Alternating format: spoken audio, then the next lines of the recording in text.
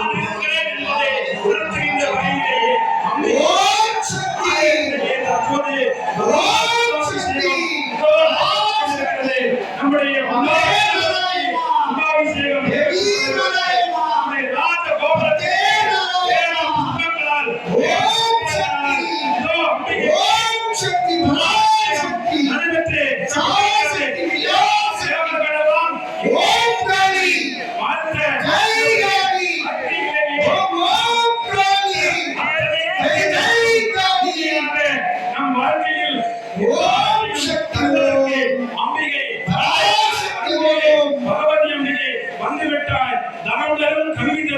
ஒரு நாளும் கடல் வழியா மனம் தரும் தெய்வம்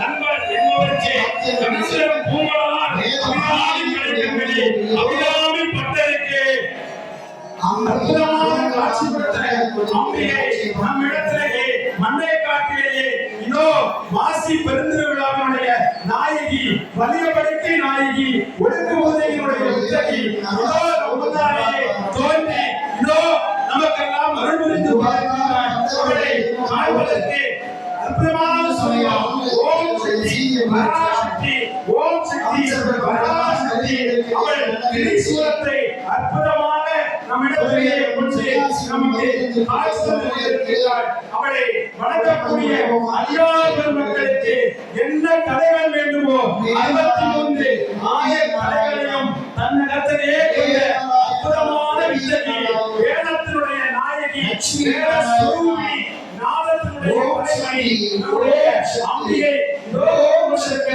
நமக்கெல்லாம் ஒவ்வொருடைய மனதிலும் ஒவ்வொருடைய உள்ளத்திலும் அகாமைகளை அவளை மனதால் தியானிப்பார். வாழ்க்கையினுடைய அத்தனை தத்துவத்தையும் தரக்கூடிய வித்தகியாக நம்மை நாயகி வந்து கொண்டிருக்கிறார். மண்டைக்காடு தளத்தில் வரக்கூடியவர்களுக்கு பிடிகளை முழுவதுமாக கருவறுத்து அதன் கையிலே இருக்கக்கூடிய திரிசூலத்தை முழுமையாக கையிலே இருக்கக்கூடிய அந்த திரிசூலம் ஆணவம் கண்டம் மாயை என்ற பதங்களை அழிக்கக்கூடிய மகா சக்தி வந்தியவள் அந்த மண்டைகளுக்கு இருக்கக்கூடிய பகவதி கேட்டவருக்கெல்லாம் கேட்ட மலைகளை மாறி கொடுப்பவள். அந்த இடத்திலேயே ஒரு கணம் நினைத்து பார்த்தால் அந்த கைலாயத்திலே இருக்கக்கூடிய அந்த சிவபெருமானுடைய நெஞ்சத்திலேயே உழைந்த இந்த இருக்கக்கூடிய நம் மண்டை காட்டு பகவதி முன்சோட்டி நமக்கெல்லாம் ஞானத்தை கொடுப்பாள், ஞானத்தை கொடுப்பாள். சர்வசக்தி முழுமையாக கொடுக்கக்கூடிய வல்லமை அவரிடம் மட்டுமே இருக்கிறது. அவள் ஒரு கணம் பார்த்தால் நம் வாழ்க்கையிலேயே இந்த வாழ்க்கை முழுமையாக உண்மை பெறும் என்பது அருமையான சாத்தியம். நாம் சாலையிலும் இல்லத்திலும் நின்று பார்த்து அம்பியை வணங்குகின்ற தன்மையை ஏற்படுத்துவதற்காகத்தான் ராஜகோபுரத்தை கட்டி வைத்து கோபுர கலசங்களை அமைத்தார்கள். அப்படி